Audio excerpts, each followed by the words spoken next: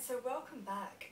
Today in the postnatal sequence of videos, we're going to have a look at salamba Sarvangasana, and this can actually safely be introduced from about the 6th week once the lochia or postnatal bleeding stops. And it's very nourishing.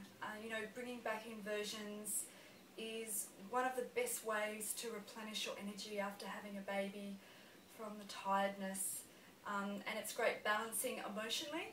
Shoulder stand balances emotionally, hormonally as well, so it helps all your hormone levels to come back a little more into balance. We're going to work today. You can see behind me I have my shoulder stand blankets. They're a hand span away from the wall, so I'll bring them back a little bit. So there's a hand span away. I'm working with 2 shoulder stand pads, and then I have 3 quite thick half folded blankets on top. After you deliver your baby, it's very important to get the right lift from the top of the shoulders. I've mentioned in some of the other videos there's a feeling of heaviness and sagging in the shoulders and chest as you breastfeed, and also just from the sheer weight of pregnancy that can still affect you afterwards. So I'm working with a little bit more height than what I would normally use. Please adjust as necessary. If you don't have the shoulder stand pads, replace these with another 2 blankets. Okay, we're going to work with a belt around the elbows, and the general rule is shoulder tip to shoulder tip, so inner shoulder to inner shoulder. This is a very rough guide, and once you set up in Halasana, which I'll show you, we're going to go in through the plow or Halasana. You can then adjust it. You might need to go a little bit wider because you'll probably find your shoulders are quite tight, especially if you haven't been practicing your inversions throughout your pregnancy. I stopped my inversions probably in the last trimester. I was about maybe 34 weeks, 35 weeks. Some women can practice quite safely right up until the day they deliver. In fact, after my first baby, I was practicing my shoulder stand much later than with my second. So if you haven't practiced them for a while, you'll be quite tight in the shoulders. We're going to go into Halasana using a chair. So place the belt on the elbow, going in from the side, and we're going to lie back, hip right into the wall until the shoulders are about 1 inch on from the edge. Lifting the legs up the wall, sliding the shoulders back. Really making sure you're right on top of the shoulder tips. So when I come up, I'm just a little bit into the top edge of the blanket. Making sure the chair is an arm's distance away. And then to bring the belt on, we're going to bring the legs over into Halasana. So I've got nice height for my legs, I've got the lift in the pelvis, the length in the lower back when I work with the chair. And then I can safely get the right position on my shoulders. Making sure both shoulders are evenly in from the edge. And then we bring the belt onto both elbows. We're going to press the elbows down, press the backs of the arms down to create the lift through the middle upper back. And then once again, keep tucking. So from the top of the shoulders tucking under, extending back into the elbows.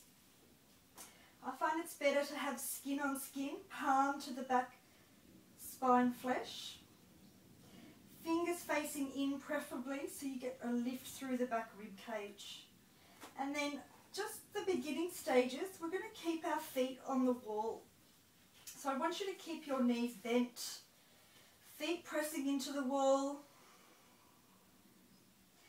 Keep pressing down through the backs of the arms. Use your hands to lift up through those middle back ribs, especially around that bra line region, and to also help open and lift the chest off the throat. Just taking normal breaths here, normal inhalation, normal exhalation. As you press down through the back of the arms, gently resist out into the belt so that the inner shoulder blades are spreading away from the spine, not squeezing into the spine.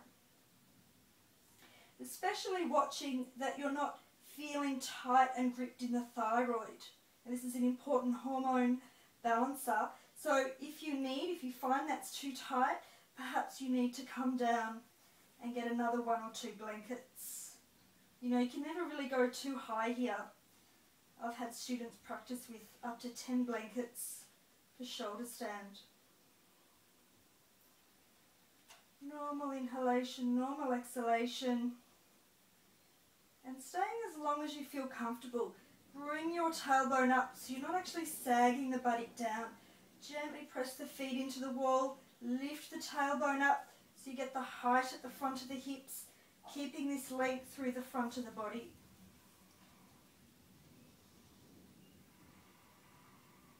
Over time, as you reintroduce shoulder stand, you can start to slowly raise one leg. Perhaps you practice it for a few weeks before you get to this stage. Bring that leg down, slowly raising the other leg. But just stay with the support of the wall. Keep the knees bent so you're supported in the feet. You can keep that lift of the back buttock.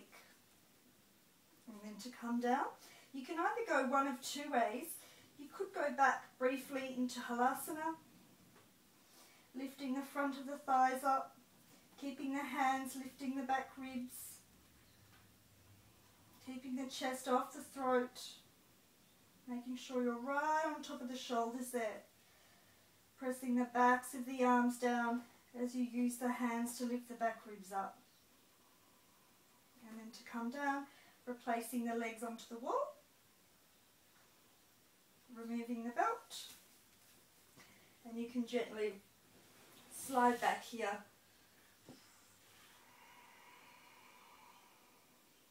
Resting with the shoulders and the head flat on the floor.